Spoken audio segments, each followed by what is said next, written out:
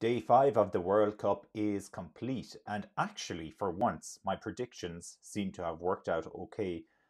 Just judging by how day six is going so far, I don't think my predictions are going to hold firm for today, but one day is not too bad. So, what did actually happen on day five? We had another four matches of great, great football. Well, maybe I'm being sarcastic when I say that. I enjoyed it. I enjoyed day five. Probably the day I got to see a little bit more football than any other day. Of course, we had Brazil, we had Portugal. So, some of the big names, the big guns playing as well. All right, hot topics. What are our hot topics here? The results from yesterday, obviously, it is a day five recap. Neymar injury scare, another injury scare. First Harry Kane, now Neymar. The upcoming fixtures and any news on the England team to face the USA later tonight in the Battle of the Giants. Well, global giants, probably not soccer giants, football giants, whatever. I'm converting to American already. Rightio, let's start off with the results from yesterday. So, in order to do that, I'm going to switch us over to the studio. First up, we had Switzerland versus Cameroon. I had predicted Switzerland to get out of this group. If we think back to my video from last Sunday, where I did my very bad predictions as to who's going where in this tournament. But I did predict that Switzerland would come out. So far, so good. Very tight affair between Switzerland and Cameroon, but it was Switzerland that scored the goal. They actually had a chance or a few chances to score some more goals.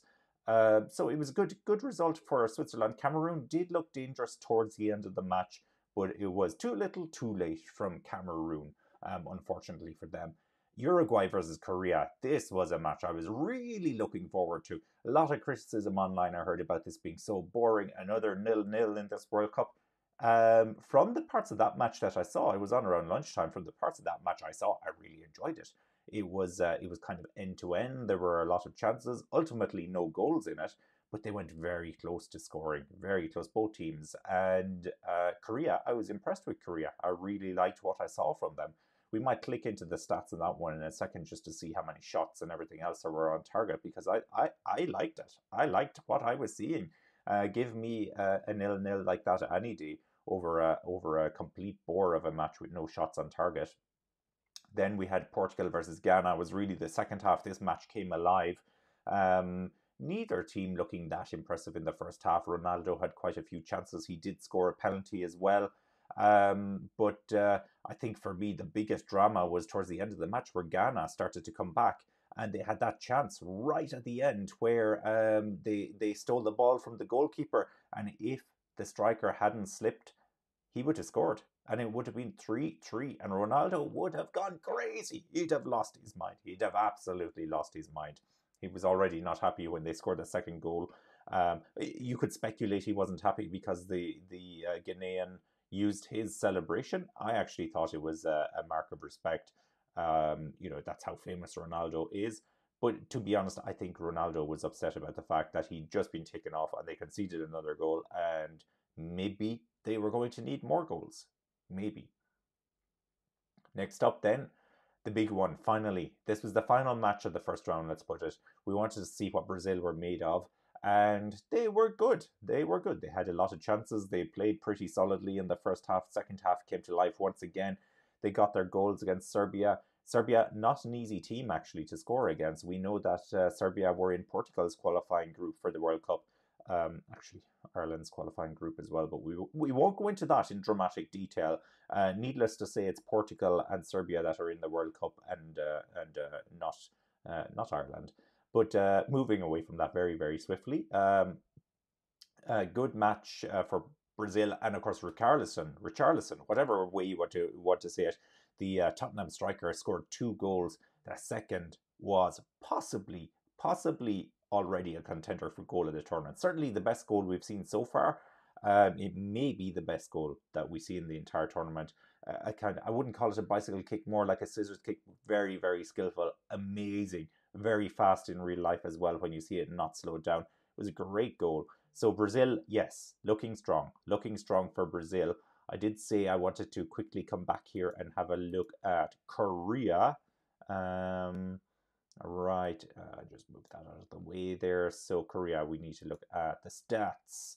Um, you can see not hugely even. So Uruguay did have a little bit more of the possession, but what I want to look at now are the attempts on goal.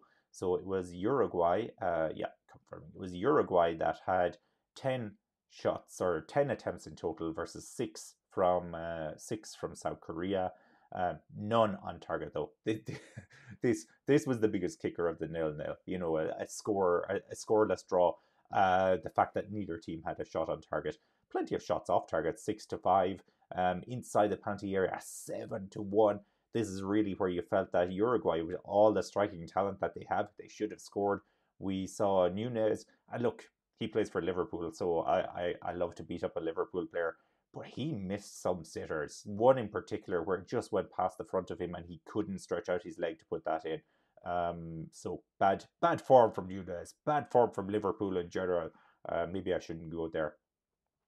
Let's take a step back then, and what do I want to do? I want to have a look at the standings after round one of the group stages. And probably the best way to do that will be to go on to Qatar's group. Yeah, sorry for spoiler alert for day 6 tomorrow. Today, tomorrow, whatever you want. Group A, Netherlands versus Ecuador. Of course, the upcoming fixture we have later today is Netherlands versus Ecuador. So the two winners from Group A really want to see these two play. I like the Netherlands. I don't think they played the best brand of football in the first match. They left it quite late to get the win. And then, of course, Senegal and Qatar are also playing today. And that match is actually on right now. You can see at the top of the screen, it's actually 0-0.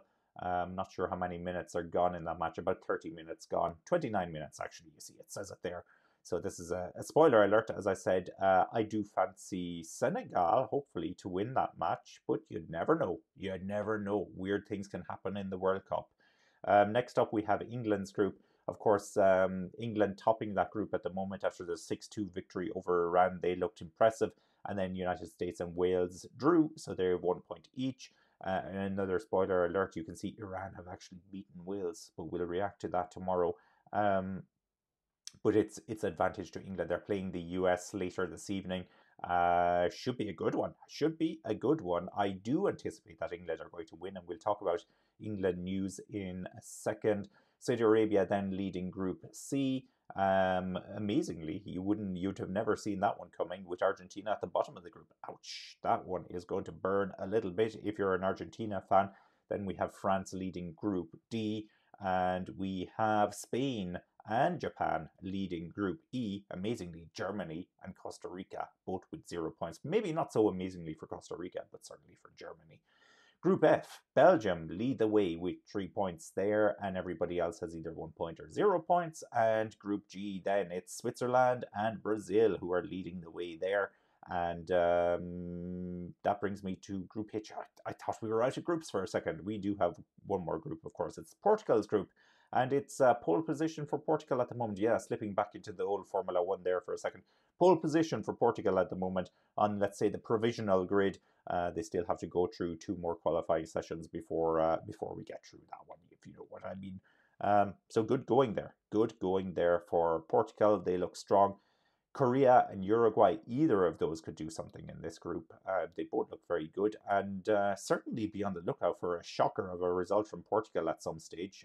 It's not like Portugal to not have a weak group game, but that's where we're at the moment.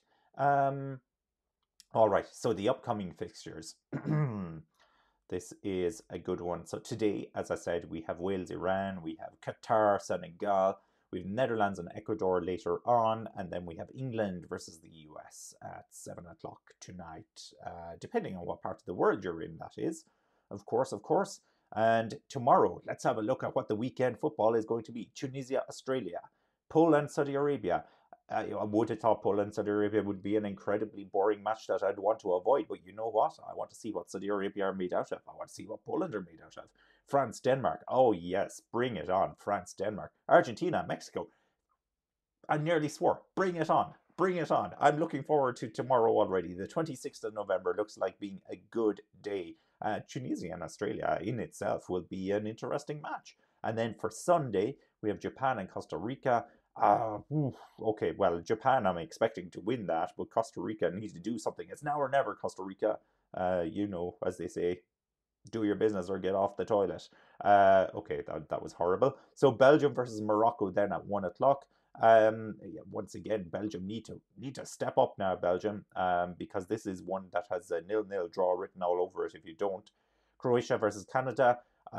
Possibly Croatia will scrape through there, but Canada did not look bad at all against Belgium. So once again, another game where we'll see who's made out of what. And then the big one, Spain versus Germany. Sunday evening, Spain versus Germany. Cannot wait for that one. Spain could basically send Germany home if they win that match. Yeah, all right. So as you can see, I'm getting very excited now. Where's the studio gone? Let me get back into the studio here. 1 second. There we go. Ah, I'm back. What did I miss out on the news? Results from yesterday, covered it. Upcoming fixtures. Yeah, we covered it. Neymar injury scare. So Neymar picked up an injury during the Brazil match last night against Serbia. And Neymar is always diving all over the place, so I didn't think twice about this in the slightest. Look, there's Neymar. He's down again. No, he didn't even get touched.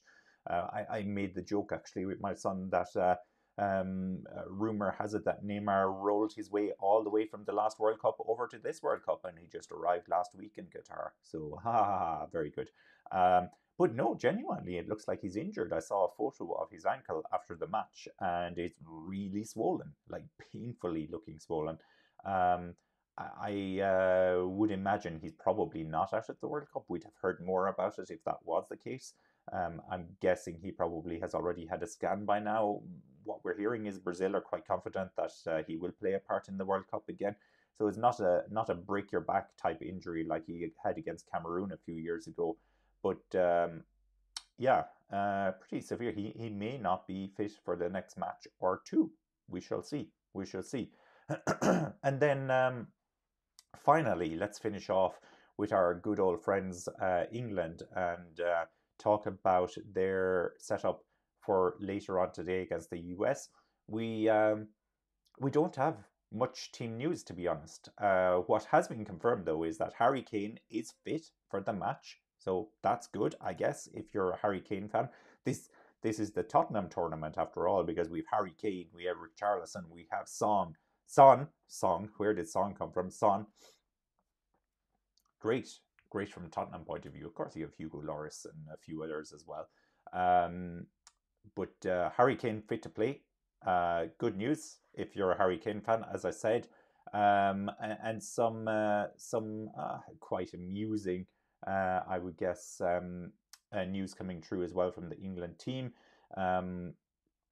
Gareth Southgate says that the performance against Iran won't be enough against the USA. I don't know if that's true or not. It might be just enough. It might be enough to get you a draw. But to be honest with you, Garrett, you don't need to be talking about performance. You need to be talking about the result. The result you got against Iran will be enough against the USA. 6-2 against the USA? Yeah, I think you take that before the match. But look, I know what he means. Also, he's playing the victim a little bit. He says that England are being targeted by the referees. They should have had a penalty in the first match. And he's actually concerned that the referees are going to be going against England with their decisions. So they've planted that seed. Let's see how that works out. Yeah, of course, I'm Irish. I'm always going to be cynical about the English. In saying that, though, I do love watching the England matches because I know all the players. It's funny that. Wow. Anything else then for England? No other news yet for England in terms of their lineup. Harry Maguire is expected to start, actually. We didn't hear any news about him carrying an injury through from the last match, even though he was substituted. And in fact, in the press conference, he said that criticism is a part of being a footballer. So there you go. You heard it straight from the goat's mouth. All right. I think that's it. Let me. Yeah, I'm always losing everything off the screen. So I think that's it from my side. Yes, very importantly, we're closing in on 9,000 subscribers. So thank you very much to everybody who supports the channel. As I always say, don't forget to hit the like button. It really helps. Subscribe to the channel and hit the bell as well if you want to be notified of future videos. I really appreciate the comments as well that you leave some very good comments, very good comments. And in particular, I want to point out your comments. Love them. I actually love them. I love your comments because I'm always like, yeah, I should have really spoken about that. But here I am, not speaking about the performance of the referees in the World Cup, not speaking about bribes to the Argentinian team. Maybe if I go very quickly just onto the referees topic. Uh, yeah, actually, this being the pinnacle of soccer, you would expect that they would have good referees here. Not quite the case because they're more or less making up a quota, so they have to bring referees from all over the world. So we are actually probably going to see some very dodgy performances. I think so far nothing too dodgy. One or two referees have been very fast to give penalties or to run to VAR. One or two referees haven't bothered with VAR. If I think of the penalty incident, the second penalty incident for Canada, actually it was more the VAR that was being dodgy, but of course VAR is made up of referees as well. And actually, just to close off on the topic, I will say that the referees in the World Cup so far haven't been as dodgy as some of the referees in the Premier League in England. There, I've said it. We've seen some shocking performances from referees in the Premier League so far this season, even last season as well. But I'm going to leave it there on that topic. Yeah, all right. Well, let's see how the rest of today plays out. Looking forward to seeing the Netherlands and England later. Not that they're playing each other. That's not coming yet. I don't know if it will ever come in this World Cup. And I guess, yes, I want to see the rest of the remaining match. That must be at half time now. The one I had spoken about between gosh, I can't even remember who's playing now. Qatar, of course, yes, Qatar and Senegal. Secretly, or not so secretly, hoping for a Senegal win there. Thanks for joining. Speak to you soon.